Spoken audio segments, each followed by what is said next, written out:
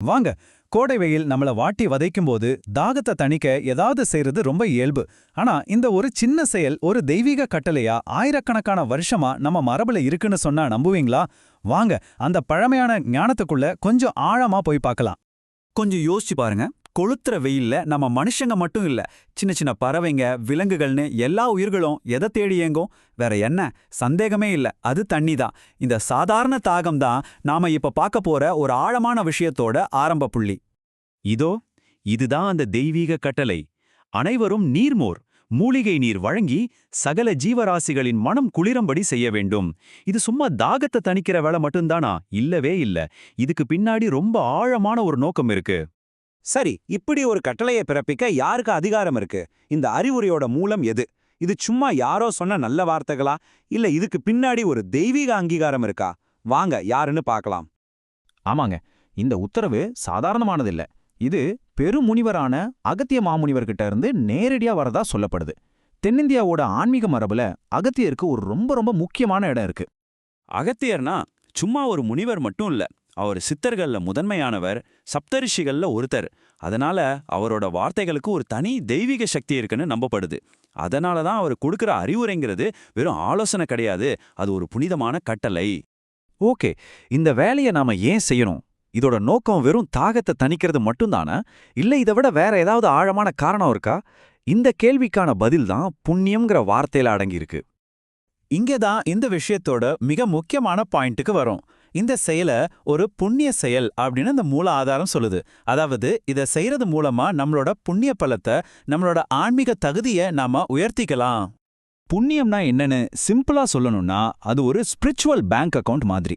நாம செய்யற ஒவ்வொரு நல்ல தன்னலமற்ற செயலும் அந்த அக்கவுண்ட்ல கிரெடிட் ஆகும். இது நமக்கு நல்ல கர்மாவையும் ஆன்மீக வளர்ச்சியும் கொடுக்கும். மற்ற உயிர்களோட துன்பத்தை போக்குறது புண்ணியத்தை சேர்க்கறதுக்கான சிறந்த வழிகள்ல ஒண்ணு.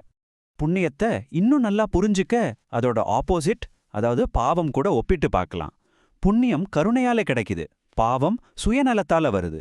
ஒன்னு நம்மள உயர்த்துது, இன்னொன்னு தாழ்த்துது. அப்போ இந்த புண்ணியத்தை சேர்க்கிற இந்த எளிய வழிய எப்படி செயல்படுத்துறது? யார் சொன்னா, ஏன் சொன்னாங்கன்னு பார்த்துட்டோம். இப்ப ரொம்ப முக்கியமான கேள்வி, இதை எப்படி செய்யறது, அதோட உண்மையான பலன் என்ன? வாங்க டீட்டெயில்ஸா பார்க்கலாம். இதை செய்யறது ரொம்ப ரொம்ப சிம்பிள். முதல்ல தேவைய கவனிங்க. கோடையில தாகத்தோட இருக்கிற மனுஷங்க, விலங்குகள், பறவைகள்னு எல்லாத்தையும் கவனிங்க. ரெண்டாவது, உங்க வீட்ல இருந்தே நீர்மோர் மாதிரி குளிர்பானங்களை கொடுங்க. இதோட கடைசி பலன் உங்களோட புண்ணிய பலம் உயரும். குறிப்பா நீர்மோரும் மூலிகை நீரும் தான் பரிந்துரைக்கப்பட்டிருக்கு. ஏன்னா இதுங்க வெறும் தாகத்தை தணிக்கிறது மட்டும் அல்ல, உடம்புக்கு தேவையான குளிர்ச்சியையும் புத்துணர்ச்சியும் கொடுக்கும். ரொம்ப இயற்கையான ஆரோக்கியமான தேர்வுகள் இல்லையா? இது ஏதோ ஒரு நாள் செய்யற செயல் இல்ல. கோடை காலம் முழுசும், அதாவது அடுத்த 4 மாசத்துக்கு இந்த புண்ணிய செயலை தொடரணும்னு இந்த அறிவுரை சொல்லுது. தொடர்ச்சியா செய்யற சேவைக்கு தான் பெரிய பலன் கிடைக்குங்கிறத இது உணர்த்துது. இப்போ இந்த அறிவுறுத்தோட உச்சக்கட்டத்துக்கே வர்றோம். இந்த 2 வார்த்தைகள் நாம செய்யற இந்த சின்ன செயலோட முழு பார்வையுமே மாத்தி அமைக்குது. அதுதான் சர்வம் சிவார்ப்பணம். இதோட அர்த்தம் என்னன்னா, நான் பண்றேங்கிற அகந்தையை விட்டுட்டு இந்த செயலும் சரி, இதோட பலனும் சரி, எல்லாமே அந்த இறைவனுக்கே அர்ப்பணம் அப்படின்னு நினைக்கிறது தான்.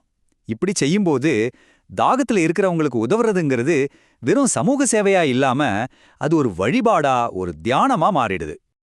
இந்த தெய்வீக செய்தி ஒரு தனிநபரோட முடிஞ்சு போற விஷயம் இல்ல. இதுக்கு இன்னும் ஒரு இறுதி அறிவுறுத்தல் இருக்கு. அதுதான் இந்த மெசேஜோட உண்மையான சக்தியை நமக்கு காட்டுது.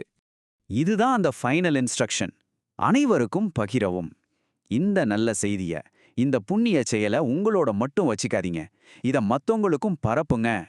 இதனால என்ன ஆகுதுன்னா, இது ஒரு தனிப்பட்ட ஆன்மீக பயிற்சியாக மட்டும் இல்லாம ஒரு சமூக இயக்கமா மாறுது. ஒருத்தர் 10 பேருக்கு சொல்ல, அந்த 10 பேர் 100 பேருக்கு சொல்ல, கருணைங்கிற அலை நம்ம சமூகம் முழுசும் பரவணுங்கிறதான் இதோட நோக்கம். இந்த 1000 வருஷ பழமையான அறிவுரை இன்னைக்கும் நமக்கு வழிகாட்டுது. அது ஒரு டம்ளர் மோர் கொடுக்கறதா இருக்கலாம், இல்ல ஒரு ஆறுதலான வார்த்தையா இருக்கலாம். இன்னைக்கு நம்ம சமூகத்துல கருணை அலையத் தொடங்க நம்ம ஒவ்வொருத்தரும் எந்த ஒரு சின்ன விஷயத்த பகிர்ந்துக்கலாம்? யோசிச்சு பாருங்க.